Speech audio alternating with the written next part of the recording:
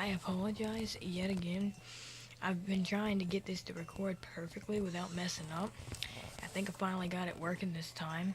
To continue where I left off at, my friend had sent information about this particular manga that the OVA covers, and what I was trying to point out was that a lot of people were complaining that it was not actually the anime they wanted, quote for quote, it being an anime, but it's not actually, meant to be an anime. It's actually supposed to be a Japanese ad to sell the SNES version of Chrono Trigger, possibly with the manga as an added bonus, considering the manga's front cover does show like two toys of the two characters that this OVA focuses on, since it doesn't actually focus on Chrono and Friends, since, this OVA is something that you can only see in Japanese with English subtitles, so it's not actually meant to be an anime. I mean, I'm not complaining. I mean, I'm kind of happy with what we did get as far as what would have been a cartoon of Chrono Trigger with what we did get, because I mean, those that are freaking hating on it are basically just selfish people that don't realize how much effort it takes to animate stuff, and they obviously don't appreciate the little things in life for what they are. And I kind of actually like the fact that they gave us what they gave us. I mean, it's awfully funny that the majority of the stuff that American people complain about is usually from other places that, aren't American themselves. And I just don't understand why they're all quick to hate and judge on things like this. And it just doesn't make any sense. Personally, I actually like it. I mean, do I want a game made based on this manga with that title? Probably, because I noticed a lot of people also commented that now a lot of people are going to expect to have a time and space adventures Nemomanja game or something, and I kind of wish there was a game like that that focuses more on the new anyways, since it's one of my favorite non-playable character or NPC. And further into detail, now that I got back onto this topic, since this is part 2 of my first video covering this topic, I actually want to basically go in further and say the reason why I brought up Specchio in part 1 was because people say they're stupid, but since Specchio is smart enough to hide his identity by transforming into various monsters throughout the game until he reveals his true form at level 99 with OP boss stats basically, it's to basically hide what he actually is, because there is a NUU that you find in the Cursed Woods and also in the hunting grounds in the prehistory period, and common sense says that hunting grounds is where you go to hunt animals to kill them for their body parts and for food. So obviously they're hiding because, again, like I said, they don't want to fight. They hate fighting, but they do have the power to kill you, so they're trying to hide themselves because, they don't want to hurt you. They actually have courtesy not to hurt you. And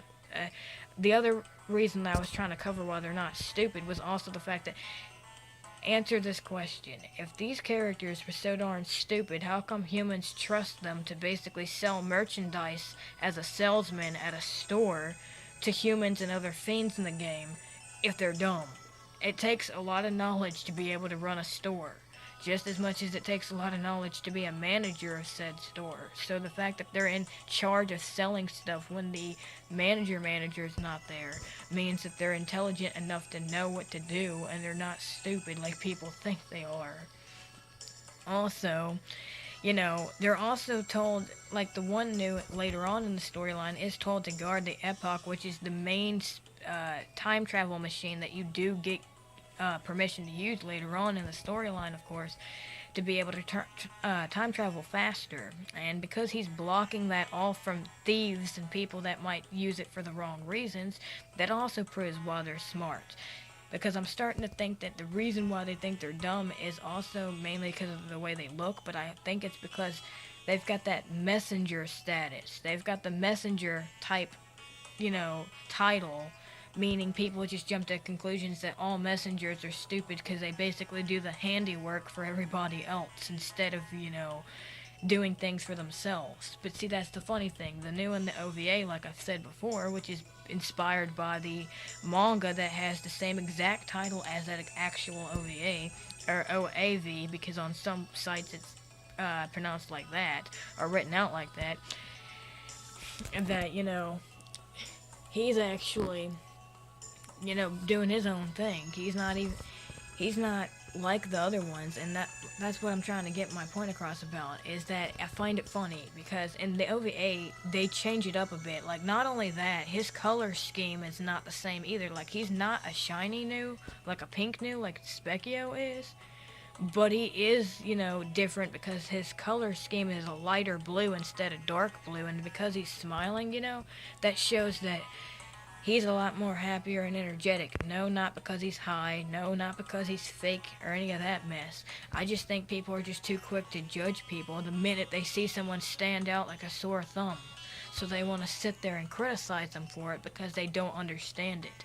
So I just wanted to touch base with the fact that that's why I like this character, because the OVA makes this character more likable and more relatable because of how different he is. He doesn't let people be negative. Like, if you get a chance to see the OVA, there's a part where a monster ends up giving them, I think a silver dollar, I think they call it, or a silver point, I believe, like a coin, like a silver dollar, basically, in coinage, and actually tells them this motivational statement, because the OVA itself is in Japanese. There is a Spanish one and they both have English subtitles, but there is no known English one that I'm aware of currently. That's uploaded on YouTube if you're interested in seeing it. And yeah, basically in this part of that particular episode, or I should say not episode, but in section, he ends up giving him this coin, and the one that ends up appreciating this coin is the NUU himself. His buddy automatically starts being negative, not appreciating the little gift that was given to them, because he's, self-centered and does not have any intention of doing things the right way. Which says a lot about the NUU, because I can relate to this character, being that I'm the same way like this NUU. Because in a way, I also appreciate the small things, because sometimes, something's better than nothing. I mean, even the smartest people weren't smart, right off the bat. They made something by accident and all of a sudden realized it could make something great and went with it and became who they are today.